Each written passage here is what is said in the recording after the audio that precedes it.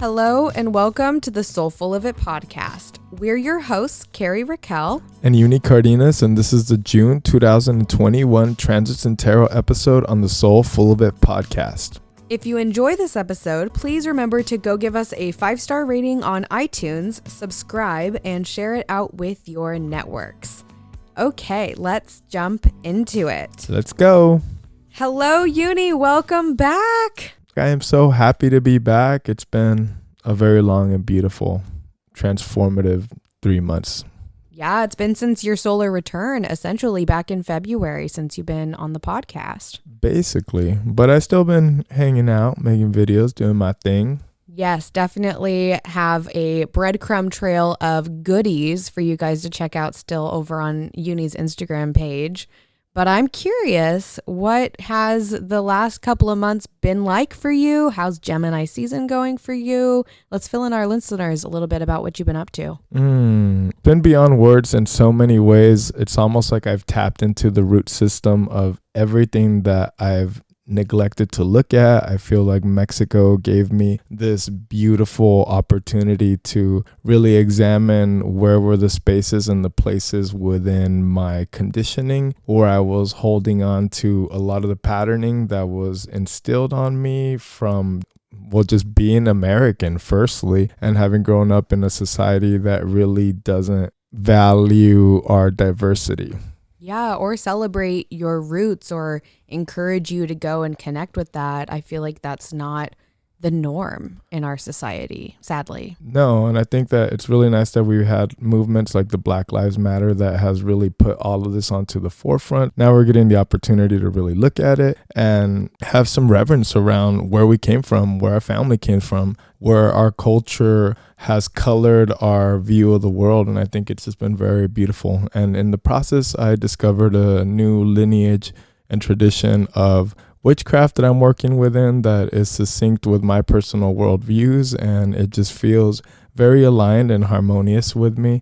And at the same time, it's honoring my ancestral heritage. That is so beautiful, and I'm super glad that you're back selfishly. And I know our listeners are too. I know they really missed you. I got a lot of comments about that. And at the same time, I'm so glad that you got to have that time to go and tend to your roots and be with your people and be on the land of origin of where you did come from and get to reconnect with that. I think that's so beautiful, and not enough people prioritize doing that because of how it's still very new wave to be like, yes, go connect to your roots. I mean, like the DNA kits that are out there now, you know? Yeah. And I did mine, and it was like, you have a 100% chance of getting a sunburn this summer. Like, that's pretty much what it said. You're as European as they come. Send me back to the UK, which I guess is where I came from, and Poland or whatever. But I've also got some curiosity about my roots because of how I've seen you grow through acknowledging and learning more about your roots. So lovely to share that with our listeners. And if they're listening, maybe they want to do that for themselves at some point, get curious, build out that family tree. It's true. And there's beautiful power to be found in just having this devotional practice around your ancestors. If you really think about it, you are the most current incarnation of them, and you are in a sense the future ancestor. So hold yourself through that. That's really, really powerful and beautiful. Yeah, it doesn't have to be Dia de los Muertos for you to be celebrating and connecting with your ancestry. Yeah, every day. Look at yourself in the mirror and just admire everyone that you've been in order to be who you are today. Really good words of wisdom right at the top of the episode. We're starting out strong. Yeah, let's go. I want to wish a happy Father's Day to all of our fathers all across the world. That's going to be this month, actually on summer solstice. And we also have birthdays. Yep, we have some beautiful Gemini birthdays and some Cancerian folk as well. We'd like to wish a happy birthday to Dennis, Lori, Rebecca, or should I say Rebecca, and Lizzie. And Oliver, who is a puppy who's turning 1 year old. Aw, Liver. Oliver. That's Katie's dog, actually. So shout out to Katie, who was on the last 2 episodes of the podcast. Love her, miss her Gemini energy. I love her too. So good. And then happy birthday to our listeners who are our June Geminis and Cancers. We love you guys. This is your season, especially with the Eclipse Portal being open and active right now in this moment. But I'm getting ahead of myself already. I also want to give a shout out to fellow astrology podcasters at It's Just a Transit, who Yunii and I collaborated with for World Tarot Day last month. You can listen to our episode together anywhere that you listen to podcasts and tune into It's Just a Transit. They also have a Patreon where you can access the full video interview collaboration if you want to see all the weird faces that Yunii and I make pretty much the entire time. Yeah, you should definitely check them out. Josh, Amanda, and Jenny are quality human beings and really funny. Not to mention, we take a deep dive into some of the most off-putting cards in the minor arcana. And the video bloopers are solid gold, in my opinion. So you should hop on over and check it out. And we really look forward to whatever future collaborations we have going on. Yes, definitely more to come. So stay tuned for future announcements. Another announcement is I want to give a shout out to 𝗲𝗏 for a wonderful collaboration that she and I did together for Eclipse season.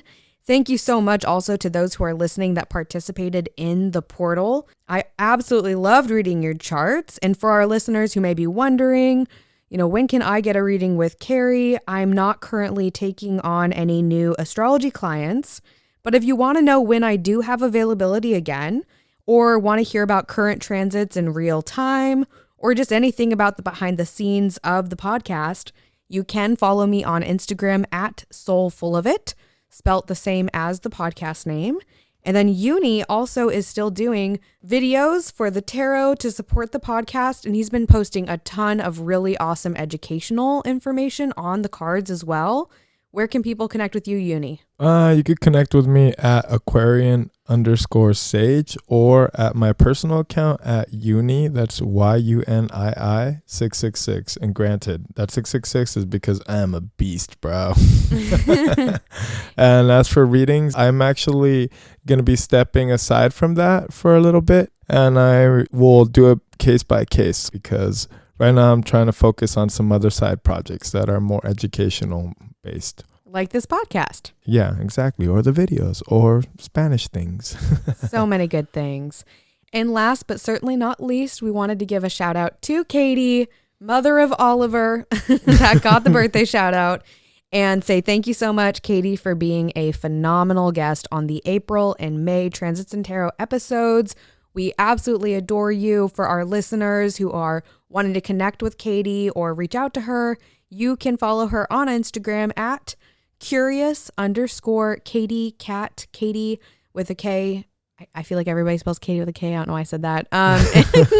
And that's probably because cat is with a K. I think that's where I was going with that. Thank you so much, Katie, because if it wasn't for you on the podcast, I wouldn't have anybody to fill my spot. And secondly, to make me laugh so much. I was literally sitting at the dinner table and I thought I was in the living room with you and Carrie.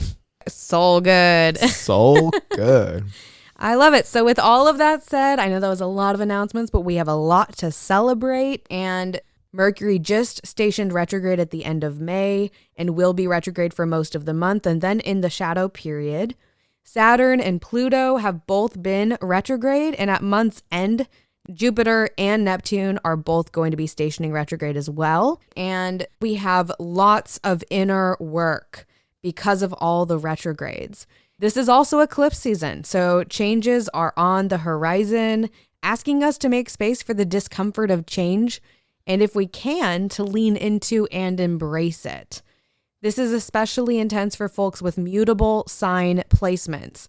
I'm talking about you Geminis, Sagittarians like myself, if that's your sun, moon, or rising, and also our other mutable signs, Pisces and Virgo. This is a really intense time for y'all. So basically, we're fucked. Well, not quite, unless you want to be, in which case consent is very important. Yeah, get that mutable energy. I also want to mention that eclipses themselves do occur on a specific day. So like back in May, we had the Sagittarius lunar eclipse on the 26th, and this month we'll have the Gemini solar eclipse on the 10th, but they have more than a singular day's worth of effect.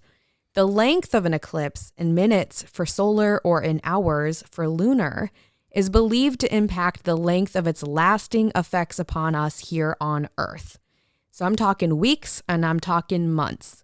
Pretty much all summer long, we're going to be unraveling the lessons of eclipse season. So it's really helpful to keep in mind that the unexpected changes, gifts, or challenges don't necessarily materialize on the exact day of the eclipse. So this month, we're going to continue integrating that eclipse season energy, and it's time to move forward with the wisdom that we gained from traveling through the eclipse portal. And Yunii, I definitely think the cards that you pulled illustrate the movement of this eclipse season energy really well. Would you like to introduce the cards? Yes, of course. And yeah, there is a lot of movement in all of these cards in some way or another. And the first card that I pulled was the Three of Cups.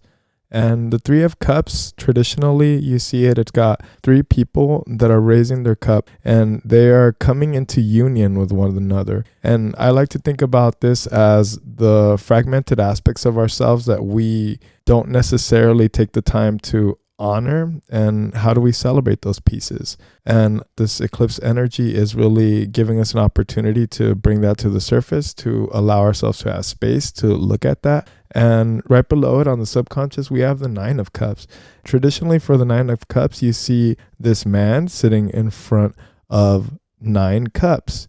In my deck, one of the cups is very different than all the rest, and it's a reminder to keep a cup for yourself when you're also serving your other guests. And it brings us back to the original energy of the ace, which is the unity that we find in that communion that you're making with those 3 other people in the Three of Cups. So it's like another potent reminder of how if you choose to share the wealth, you need to make sure that you are sharing some of that with yourself. And the places that we need to be directing our attention right now is showing up for us with the Knight of Wands. And the Knight of Wands has a knight on top of a horse, and he's going places. There's a lot of forward movement in this card. And whenever I encounter any knights, I like to think about them as how are we directing our thoughts in the pursuit of that situation or that matter. And I think with this in place, it's also looking at what we're being asked to shift our energy away from. And for that, we have the Six of Swords. And the Six of Swords has what appears to be a woman and a child in a boat being steered across a body of water, and they have these swords with them. For me, I think this is saying that we need to be conscious of where we're bringing into the new situations, because sure, we could be making new progress moving forward, but if we're carrying the same mindset or the same habits or just bringing this energy with us through that portal, we have potential of creating more strife for ourselves moving forward. And that is where we see the Emperor coming in as our soulful guidance, and he is really there to ask us to embody and materialize what it is to be the best version of ourselves in any given moment or situation. Wow, that was a wonderful overview of all the cards. It's funny because before you had told me what cards you had pulled, I had said I'd totally expect to see the Emperor, because as I was overlooking all of the transits, I got a very strong Emperor vibe. And so I was really excited to see that he came out to play. Definitely not surprised by the cards that depict a lot of movement with the Knight of Wands and the Six of Swords, kind of acknowledging that that movement also includes a little bit of grief. And that can come up in a big way with eclipse season because folks are heightened, like emotions are really intense. I mean, we look back to the year 2020 and we had 6 different eclipses. Actually, somebody else said 7, and I swear to God, I counted 6. But anyways, we had like the max amount of eclipses that you can have in a single year, which is like intense change nonstop. And I think that we're looking back on that a lot right now. And with the Three of Cups, I love how connected your interpretation of that is to ancestry and how relevant that is with seeing yourself in your physical body or your emotional body, like really bringing together pieces of you. And then that Nine of Cups, I just love that card. Whenever I get that card, I'm like, yeah, I fucking earned it. I built this.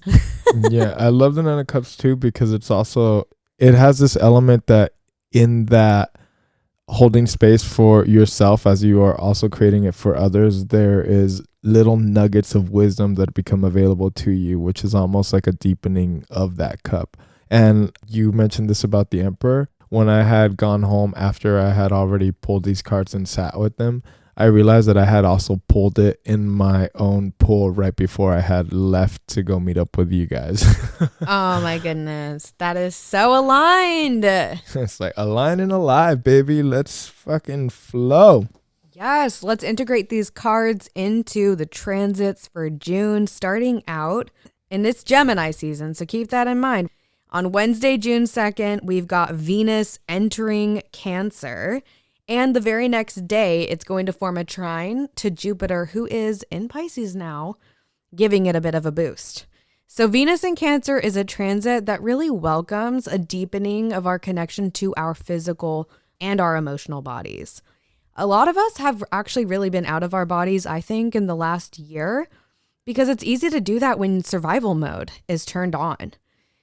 The manifestation of healing the collective trauma from the health crisis, the mental health crisis, and the reclamation of personal identity is very physical. Surely we've all felt the shifts in our bodies as what I'm calling the great unlearning has ignited. There is no going back. There is only forward movement. Venus in Cancer wants to help us reconnect to ourselves and our bodies as we continue to weather the storms that eclipse season brings. Yunii, what do you think of this transit? Venus in Cancer. This transit has a watery undertone to it. When I think of Cancer, I think of the crab moving about the ocean floor, perfectly adapted to its environment and making intelligent use of its spatial awareness. I feel that Venus is going to be placing particular emphasis on how it is that we value our ability to prioritize ourselves, especially in regards to the relationship that we have with the core of our being. As you pointed out earlier, the physical body is going to be the main focus with this, given the sensory nature of Venus. Our body houses the subtle energetic layers that permeate the field around us and directly affects our worldly experience. It's important to tend to each aspect of the self. Over time, this soothes our energetic anatomy, which in turn coats us with an added layer of auric protection, ensuring that we don't take on unwanted residuals from our daily interactions. If you value your body, you'll honor the body. This releases pent-up energy that clears the mind and offers the soul a channel through which to express itself. Cancer can help us purify the space within our hearts so that we can align ourselves only with that which has our best interests in mind and the interests of the community as well. This has Three of Cups energy all over it. It's got community, communion in action, and synthesis through relationship. Synthesis is the word, definitely. Are you synthesizing with your body? Are you synthesizing with your emotions? I had emotional reaction last month about a really big decision that I was going to be making. And big decisions are eclipse energy, big time. And I felt in my body the physical grief and like alarms going off saying, no, no, no, no, no. That is not the decision that you should make. If you make that decision, you're going against your gut, you're going against your intuition, you're going against your soul's path. And I followed that message that came from my physical body. And it was interesting because I feel like I have been so out of my body, just like so many of us have been during all of this pandemic bullshit, that to have that come up and have that strong emotion take over my body, where I felt physical anger, I felt grief, I felt so many things all at once. And I realized, wow, I really haven't been letting myself feel all of these things to this extent. And as much as it was uncomfortable to feel it, I was so thankful that my body was trying to give me the message that I needed so desperately to receive so that I can make the informed decision that was going to be the best for me in my future. And I did make that decision. And it was the right decision. And it felt really, really good to know that I was aligned because my body was telling me I was aligned. And Venus in Cancer is definitely that type of transit where we're leaning into that intuition and allowing ourselves to feel in the physical body what is really good and right for us. Yeah, I totally agree with that. I feel that the Cancer energy is so intuitive as it is, and because it's extending out to be inclusive of the home space, and your body is the home for your soul. So obviously you're going to tend to that. Yes. I had a very similar experience just being in Mexico, having the land speak to me, where I'm just staring at the ocean, crying without reason, but with total reason and reverence around it. I was recently recommending this song to someone, but there's literally a song called Crying for No Reason by Katie B. She's phenomenal, really good singer. And that's a great song for crying for no reason. And I just love crying for no reason. And what says Cancer more than crying? I'm kidding. Our Cancerians are like, shut the fuck up. I'm going to get back in my crab now. Even though I would sit on the stone and cry, and there would be little crabs around me, and I just saw them as a symbol of the heart. Definitely.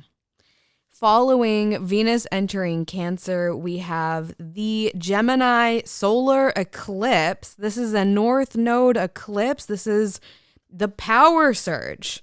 It is a chef's kiss that we really get to enjoy mid-month to start to shake things up and reignite our desire to expand and truly begin not only learning and unlearning, but integrating the lessons that have been requiring our attention since June of last year when the Sagittarius-Gemini eclipse cycle began.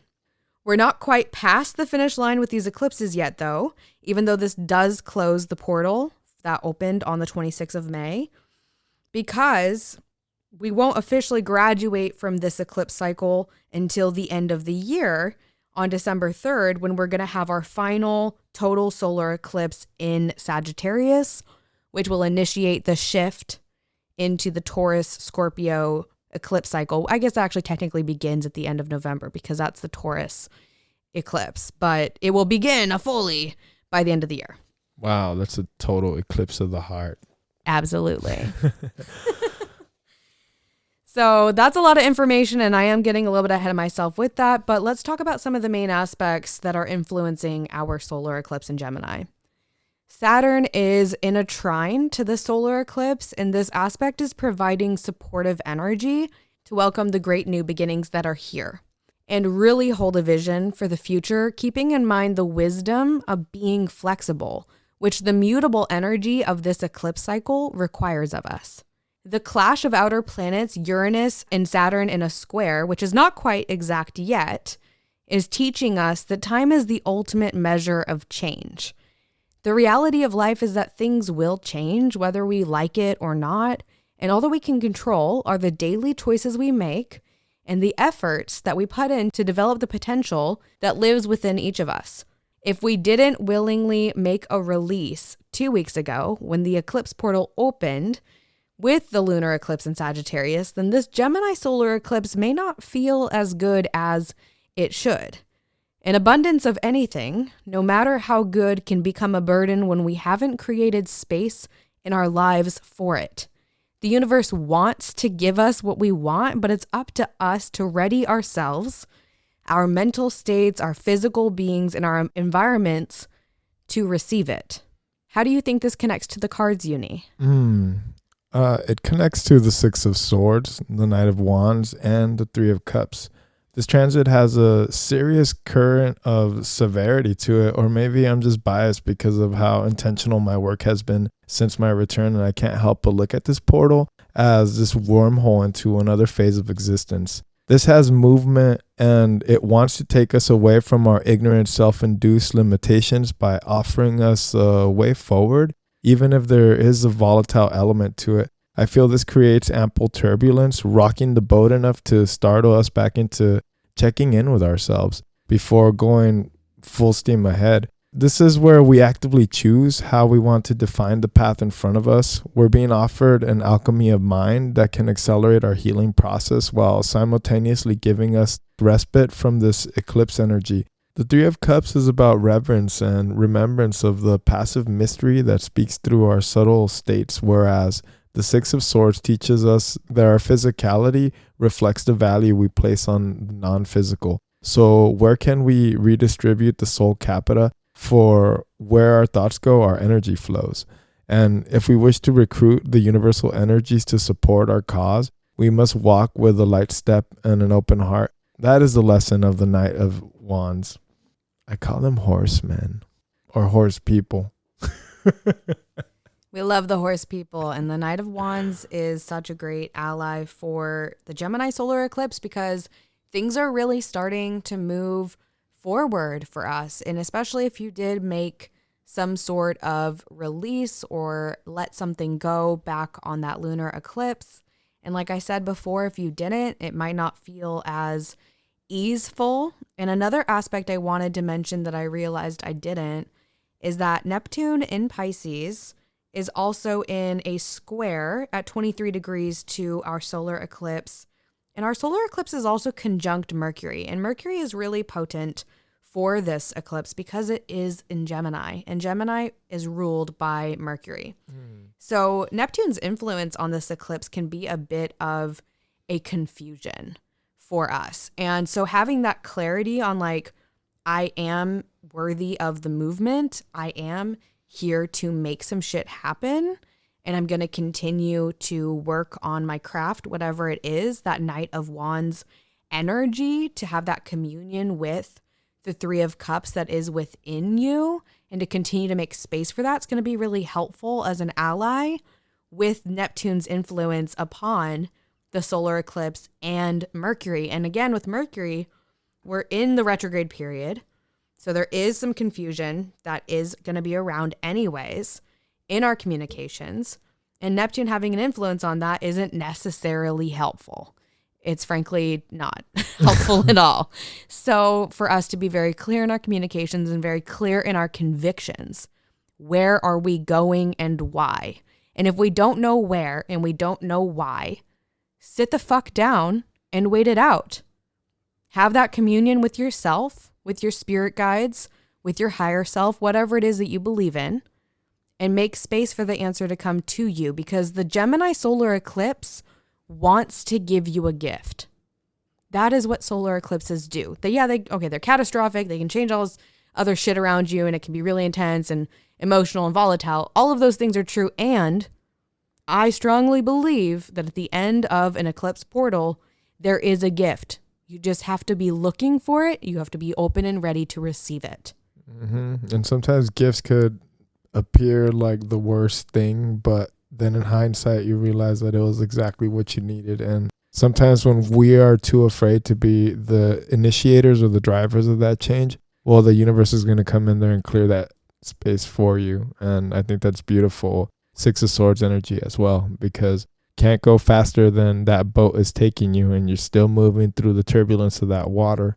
So how can you lighten up your load enough to have a little bit of that mental clarity? That reminds me of a quote that I saw recently that said, "In hindsight, I am grateful I didn't always get what I thought I wanted." And you think you want a lot of things when you have that Mercury retrograde and that Neptunian energy. Yep. Illusions for days. Illusions for days. So some things to be aware of with this eclipse. And I said it last time and I'll say it again. Don't charge your crystals. Don't charge your water. It's volatile energy. Work with your crystals. Drink water. That's good for you. Don't charge it under an eclipse because that's volatile energy.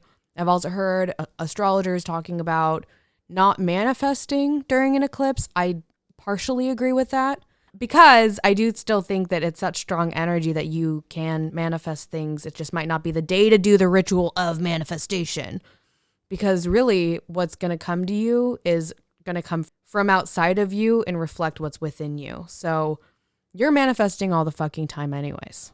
That's true. I mean, if you're a chaos magician, then, go ahead and use that volatile energy. Ooh, chaos magician. Mm-hmm. I love that title. Yeah, well. Is that you? You would. Am I a chaos magician? I mean, you can be. Okay, I I'm think down. you probably are, actually. I think I'm better off just, let's call it what it is. I'm a hurricane. Yeah, chaos. Entropy. Well, yeah, entropy, which is just what? Like the change, the difficulty at the beginning. Just like birth. Yep. Or like any new endeavor. That's right. Very full energy. Mm-hmm. So following our Gemini solar eclipse on Friday the 11th, we have Mars entering Leo. This is fixed yang energy, movement fueled by a steadfast intuition. You deserve to take up space and you can move mountains, but just because you can doesn't mean you should. One shadow of this transit is buying into the belief that, quote, if you want it done right, you've got to do it yourself, which can be countered by the wisdom of another really popular saying, if you want to go fast, go alone. If you want to go far, go together. So which is it? Do you want to ride through this transit with speed, or would you rather slow down and enjoy your company? This totally is Emperor energy, and I feel that we have an opportunity to really rise to the occasion with this transit, especially if you look at the intersection between the Emperor, the Knight of Wands, and the Nine of Cups. As a trinity, they encapsulate presence. There is power in presence, because will alone does not command respect. Respect is a two-way street, and it requires a degree of loyalty combined with service to be maintained. Self-assuredness comes from the trust that we have in ourselves, and this is reflected by the relationship we have to others. To be fully present with someone is to be fully immersed within their experience. It is being of service, and by virtue, this commands respect, which feeds loyalty and fortifies relationships. The truth is that we can do it alone, but that is a disservice to ourselves, and it robs us of the joy that is available to us when we offer others a place to shine within that space. That is so good. And Knight of Wands, I mean, if you think about that card, this bitch is not riding in on a fucking cloud. That's a horse. Like, he needed some help to get there, right? It may not be what you expect when you're like, oh, I need help. I need another person. Maybe the person that you need is a horse or a car or a recommendation from somebody. Maybe it's not their actual physical presence, right? And Mars in Leo is a confident transit for movement. Like, you're not making moves with your energy that you're second guessing. You're going in for it and you're believing in yourself along the way, which really is that Emperor energy that you're talking about. And the Emperor is one of those cards that when people get it, a lot of people don't know how to work with it because it's kind of off-putting. This like this old white man, and we're living in this world that is transforming so quickly. And to that, I'd say get a new deck, because the Emperor depicted in different decks is really fucking dope. It really is. And going back to that Knight of Wands, being on the horse, you could think of the horse as well as its Chinese zodiac, and it's generous, it's independent, it's extravagant, outspoken. It is industrious, enterprising, and has passion to it. And I think those are all qualities that are very much needed in order for you to passionately go after a goal.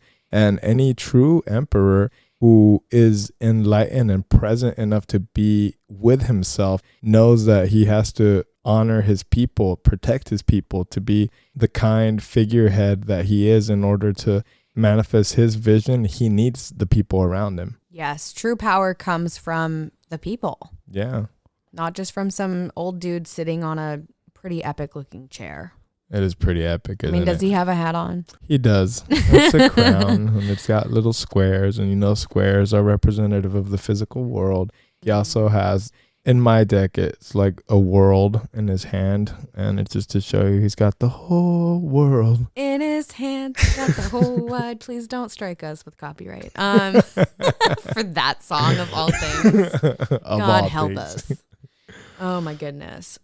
So potent. Love this transit. Mars and Leo. It's going to be fiery, and it's going to be with us for over a month. So sink in, find your horse, Ride it till you can't ride no mo. Find your horse. As the philosopher Little Nas once said. Goodbye, horses.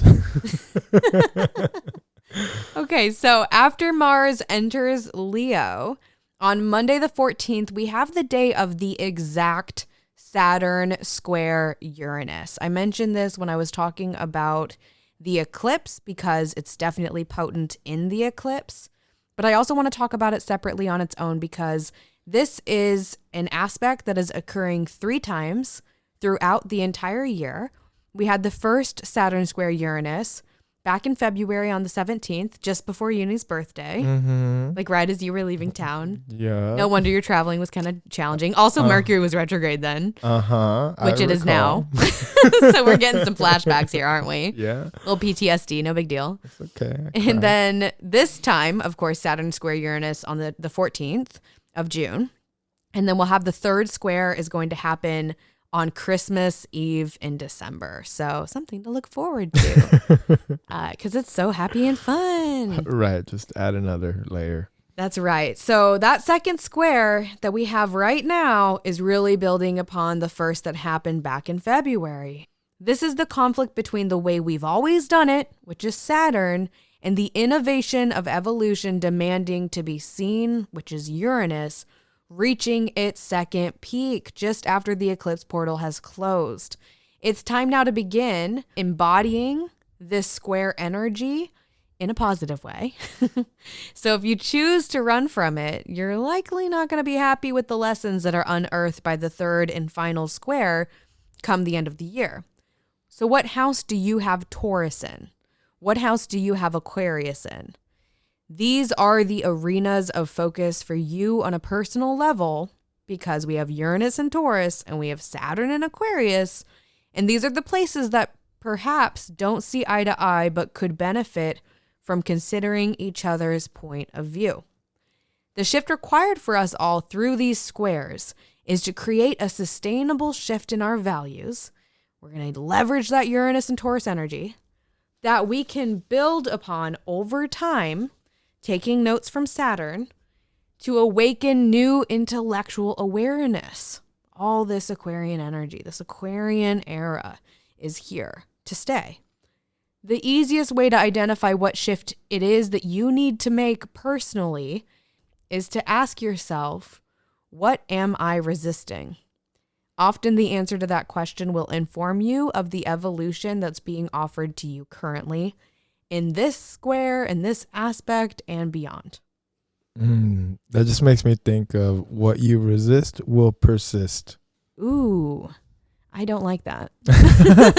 And I just know. But I mean, yes, but no. Well, that's why we're here to look at that, right? Definitely. I like that transit. It's the desolation of self in a tangible way. So I can't help but look at this transit as Saturn being the literal ruler of the firmament, aka the physical world, with Aquarius being the bridge between the physical experience, that is the Tauresian energy, and the non-physical, which is at its core everything that is the unseen library of information that makes up the whole of creation. This is absolutely an initiation into something potentially expansive. If we think of Saturn as the primordial god of time, it was him and his consort, the serpent goddess 𝗪𝗪𝗪𝗪, that set the universe into motion. The serpent is connected to the senses, sensual, primordial, sexual in nature. Sex, birth, and death are the most potent and powerful transformative experiences that we can have on the earth, and a literal initiation into and out of the liminal. Time is the only element outside of entropy because it is a driver of the wheel of entropy. Time, we find, is also represented by the molting of the snake's skin, the tactile erosion that frees us from the chains of the past, allowing us to supersede our condition. It's essentially a renaissance. Six of Swords meets the Emperor is what I'm seeing in this energy. Wow. I love everything that you just said. And it also brought to light for me how this is a clash of the Aquarian intellect and the physical body, and us being able to tap into the physical body. The Uranus and Taurus is trying to teach us, like, hey, Can you physically feel that we're killing the planet? Can you feel it? Because I can feel it. And Aquarius is saying, yeah, but we can create things. We can invent things. Technology, the internet. We can smart our way out of this. Some things can't be smarted out. Yeah, and the body has to hold that at the end of the day. Yeah. Love, love, love the potency of the discipline that's coming through with these squares. And I feel like that's a big theme of it is, are you being disciplined? And that's what I'm talking about with, like, by the time we get to the end of the year, by the time we get to the third and final square, will you have done the work? And if you haven't, it's the same thing with the eclipses. If you didn't make the release, then the suffering is going to be more intense. That's really that Six of Swords, you carrying those across the water. Yeah. And what we were saying earlier about being aware of what pieces of the past you're carrying forward with you is so important with these big transits, and especially the Saturn-Uranus square that is repeating is like, all right, we're going on our second voyage here. Do you still need 6 fucking swords? There's only 3 of you in the boat. Like, come on. Do you really need these? He's even got a stick. That stick, he could use that in battle. Yeah, and those sticks are actually wands. And what are wands if not our magic? Me and always calling them like the suit of sticks. You're like, it's a suit of wands. Sticks are cool. Sticks. Yes. Sticks and stones may break my bones, but wands will forever hold me. Creating things all the time. I was literally thinking that and you said it. Well, not the last part, but everything up until. Well, the last part was a creation of my own kind. What can I say? I love us. So following this epic clash of 2 of our big ass planets all the way out there, Saturn and Uranus. Titans, really. Yes, I agree with that. Shout out to anybody watching Attack on Titan. Whoa. I actually really love that anime. Bloody, gory, so good. It's on Hulu. I feel like Kronos is a Titan. I mean, isn't he? A primordial god. Kronos. Anyways, from there, on the 20th, it's a pretty epic day because not only is the sun moving into Cancer, initiating Cancer season, it's also the summer solstice, and it's the day that Jupiter is stationing retrograde, and as I mentioned earlier in the episode, it's also Father's Day. Cancer season is really kicking off with a boom, as it usually does because of the solstice, and our annual reinvigoration of soul purpose is here because of this being the longest day of the year. The awakening of summer in the northern hemisphere is heightened by Jupiter, still in Pisces, as it joins Saturn and Pluto in a retrograde motion. For us here on planet Earth, the slowing down of the gas giant in the sky is a multi-month period lasting until October that involves self-reflection upon where we source our faith and what we're doing to continually inspire our expansion. I really feel like this is Hierophant energy when we're dealing with this Jupiter retrograde, really integrating that medicine even more. Yeah, I love all of these retrogrades, honestly. Yeah, and Cancer season is really ripe for deepening our psychic awareness and abilities. This is the perfect time for exploring our dream worlds through dream work. Katie mentioned the use of the mugwort herb to recall dreams on our last episode, and I recommend exploring that with a dream journal by your bedside. Track the moon cycles, reflect on your feelings, and also engage with your core desired feelings. Our recent podcast guest, Jana, on episode 45, suggested that we actively invoke an elevated emotion each day. So what emotion do you most desire to experience? What state of being feels most soul-filling for you? Jana's yoga and astro nidras are another great way to travel through Cancer season, especially with Jupiter and Pisces. And if you listen to that episode and you're interested in that, there is a special code available at the very end of the episode. So definitely tune into that if you want to explore some of her offerings. That was a really great episode and she was fantastic. I love all of that. And I think this is also a perfect opportunity at this time to even lean on some of these tarot allies, invoke them, call them into your space, call them into your life so that you can leverage some of that energy to help you move through any sticky situations, or just to give you a little bit of extra added spiritual support, because this Cancer energy really does want you to connect to the deeper aspects of life. Beautifully said, and so true. Our tarot cards are always great allies, and playing with your own deck and finding a card that really speaks to you on a personal level is really, really helpful.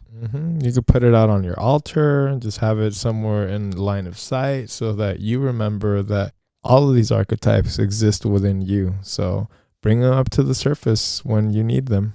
Yeah, integrate the Gemini season lesson that we are all mirrors as you move into Cancer season. Yes. And celebrate the solstice. Do you have any solstice plans, Yunii? Yes. I guess it's more like, do we have any solstice plans? I'm actually going to Texas to visit a friend of mine. We're going to I'm just kidding. Just like invite myself. God damn it. I'm not going to Texas. Actually, Texas doesn't have enough trees for me. I was there once. I liked it, but like, where are the trees? I'm going to be in ceremony the day before, so yes. Oh, but they have cactus instead. So I actually roll that back because I was really impressed by the cactus. I think Texas has every type of like terrain, is what I've been told. I don't know. Don't quote me. Our Texan listeners are like, yeah, sure. Let us know. Yeah, let us know. Send us a note. So following our big initiation into Cancer season and Jupiter going retrograde and the summer solstice, on Tuesday, the 22nd, we have Mercury stationing direct, still in Gemini, but the shadow period is still going to last until the first week of July. Mercury direct is the opening of a can jar. In this case, it's a can that's containing clarity and effective communication without brain fog getting in the way that for so many of us has felt stuck for the last few weeks. Now that we've had a processing period of the information we've been chewing on, we're ready to begin sharing our ideas and adjusting our communicative sails once again. Very Six of Swords energy here, as the shadow period that follows Mercury's retrograde in and of itself is a short journey, perhaps by water, represented by an air card, the sword suit. And this is also a time of fated collaborations because of the post-eclipse season energy and the manifestations that can come after the eclipses, while Jupiter is also still retrograde in Pisces and Mercury is now direct. So this is a time to continue or initiate new collaborative projects, which I have to say Cancer season doesn't get enough credit for as being our cardinal water sign, because a crab definitely knows how to guide a trip out to sea and trust their intuition and their emotional body to guide them along the way. Yeah, and you also always see them with more crabs. Yeah, that's right. When do you ever have a crab that's completely alone? Only on my plate. Only when they're, oh my God. I didn't hear that at first. Only when they're in their shell. True that. So come out of your shells, guys. Come out to play.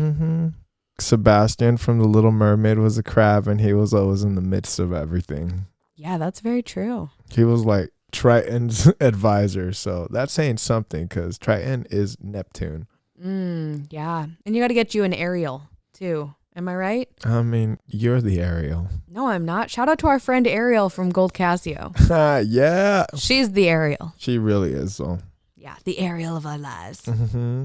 So after Mercury stations direct, we've got this forward movement energy. We do have the Capricorn Super Full Moon. This is the first heightened peak post-eclipse season and in the Mercury retrograde shadow period. Jupiter is retrograde at this time, as I mentioned earlier, in Pisces, and it's going to be forming a trine to the sun, which is leveraging our luck by following our intuition, really tapping into the Cancer season wisdom here. Venus, who is still in Cancer, is opposing Pluto in Capricorn at this time. This is tethering the power of our desires, This is trying to remind us that we are magnetic. We also have a fixed sign T-square, which is an aspect pattern between Uranus and Taurus and Mars in Leo, as well as Saturn in Aquarius. This is us confronting patterns of self-sabotage. Evolution requires sacrifice, but short-term sacrifice that saves time and energy in the long run is what we're going for. Visualization is only one ingredient in the manifestation recipe. We must also take action to acquire our desires, and action to balance the inaction that stems from fear of change that can keep us stagnant. Uranus requires that we remedy the past, Saturn, with our actions, Mars.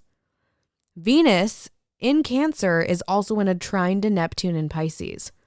This is a supportive aspect for daydreaming and crystallizing the vision that we are holding, and then also integrating the T-square between our fixed signs that I just talked about. Last aspect I want to mention is that Saturn is in a trine to Mercury, who is now direct, as well as the North Node in Gemini. Saturn supports our journey of self-inquiry as we prepare to make the informed choice to evolve. Building upon the great unlearning theme of June and the current eclipse cycle that is actively unfolding all around us. This is all like quantum leaps into really our own evolution. And the Emperor dares us to dream, for he is the vision made manifest, taking the alchemized energy of our desires and giving form to them through the practical and purposeful application of will. The Knight of Wands adds the pizzazz that we need to catalyze the chemical reaction that's taking place within us in order to fully embody our new evolution. Valor is the key word I associate with this transmutation. Yes, definitely. And I also feel like we could tie in 9 of Cups here, because Capricorn, when they achieve something and they've put in their hard work, and they're a really hardworking sign. Oh yeah, I know that. They know that they did a damn good job, you know? And a Capricorn is usually not afraid to own that they did a good job and to validate themselves or ask for validation directly. And I think that we can really lean on that wisdom alongside the Emperor's wisdom for this Capricorn full moon. And it is a super full moon because the moon's going to be even closer to the planet. So it's going to be stronger energy, especially for our Capricorns. And I love my Capricorns. Yes, we do. We love our Capricorns. So good. All caps. All caps. Oh my God, yes. We love them in all caps. That's a new thing. Our second to last transit that we're going to talk about is Neptune starting its retrograde period in Pisces. This is on Friday, June 25th. And Neptune is going retrograde annually. So this is going to last several months all the way out until the end of the year. And this retrograde is really about inspiring a more intuitive exploration and connection to spirit as well as the higher self. But it can also be a challenge to see through those Neptunian illusions with Neptune, who is the dissolver, and Jupiter, who is the enlarger, both present in Pisces together. Somebody I've talked about before on this podcast, and I will forever talk about because she's iconic, is author Byron Katie. She has this book called Loving What Is, and that would be a really great book for folks to explore during Neptune's retrograde and asking ourselves one of the 4 questions that she works with, which is it true? And removing any bias, allowing our bodies, leaning into that Venus and Cancer and that Cancer season energy to respond before our minds try to make it a mental process. Neptune in Pisces is about the connection to oneness, to self, other, and ultimately spirit. Very 3 of Cups. Being sober is really helpful as well during Neptune's annual retrograde, because when we aren't sober, whether you're drinking coffee, smoking weed, autopiloting by binge scrolling through social media or watching TV, or battling some other micro or macro addiction to escapism, clarity is the key to higher self-enlightenment. Yes, keep taking your prescribed medications and your vitamins, but also question what things you've come to rely upon that may be preventing you from connecting to your psychic awareness. If you want to develop your ability to hear spirit, for example, also known as developing your clairaudience, then maybe try going for a walk without your headphones in. You have to practice active listening in order to hear what so many don't. Those who don't listen don't hear. I love that. That made me think of the Nine of Cups, just because the Nine of Cups also can be read as you distracting yourself through addiction.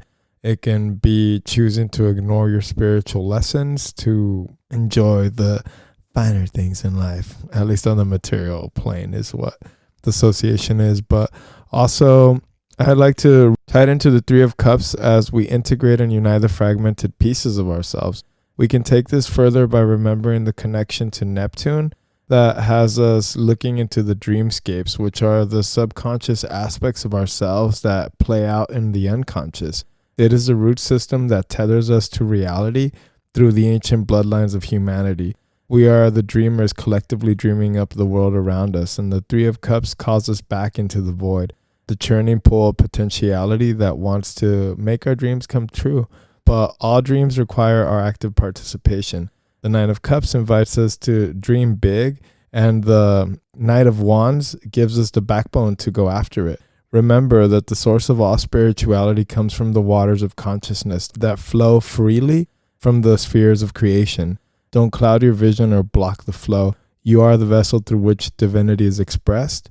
Feel into how worthy you are and feel it pour into you, because ultimately, if you're wishing to develop any sort of practical relationship with energies that are outside and within you, you have to know your worth. You have to feel worthy enough to receive these energies. Otherwise, they won't come flowing into you. So really feel your divinity, because you are divine, my friend.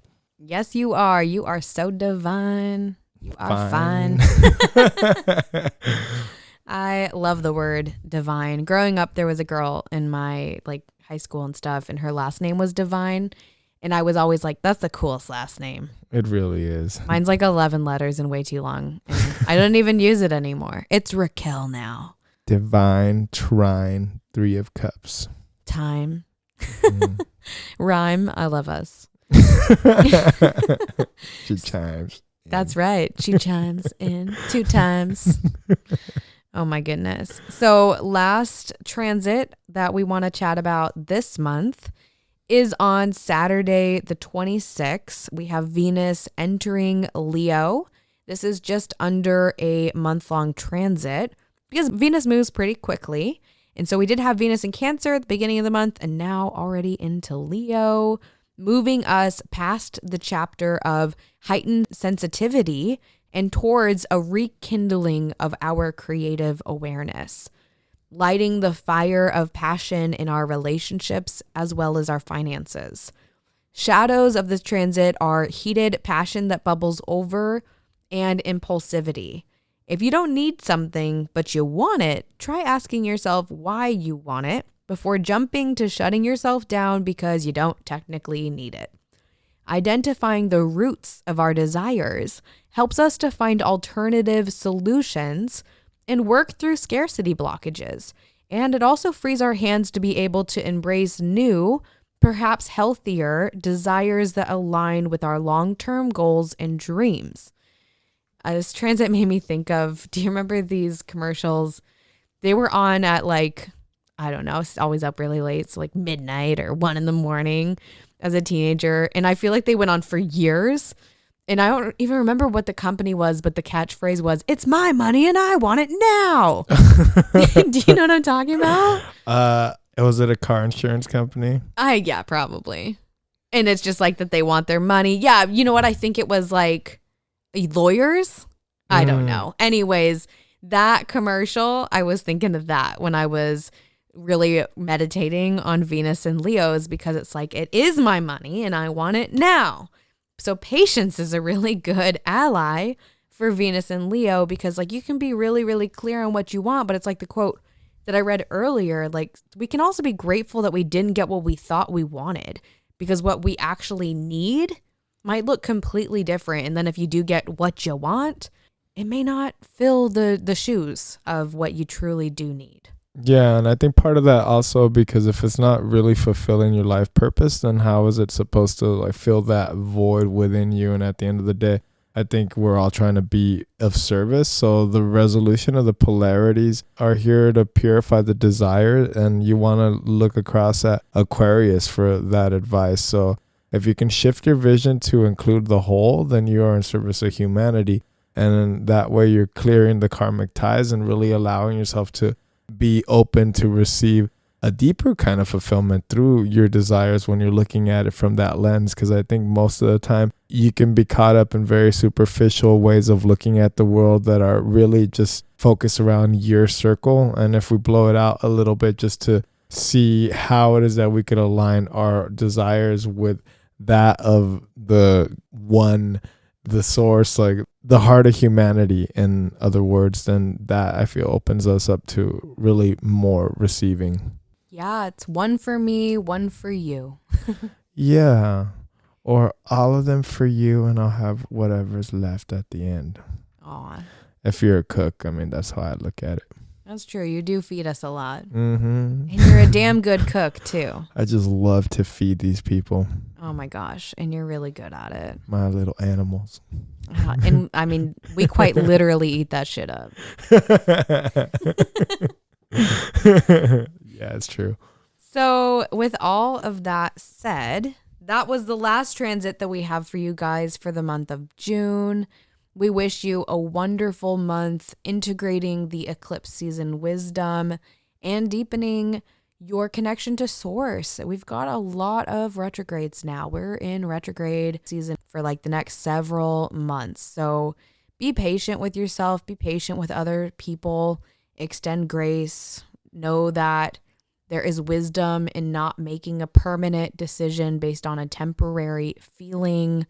And we're also going to be in our feels a lot because it is Cancer season. So we're going to pick up where we left off in the next episode. We're going to see you guys in July. It'll be here in no time. Yeah, and just be kind to yourself as you are really revisiting all of these themes, because it's been a long and crazy year and we have a lot more shedding and growing to do. And all of this really requires us to not forget the original root system that lays there. If you need to call on your ancestors for some extra support, do it, because they've been through it. They can relate to your human experiences. And unlike other energies that don't have physical forms, nobody knows you better than you yourself, your ancient self. So tap into that well of wisdom. Well said. Happy summer solstice, and we're going to catch you guys on the next one. Until then, choose. Bye. That was fun. Really? You did. You killed it.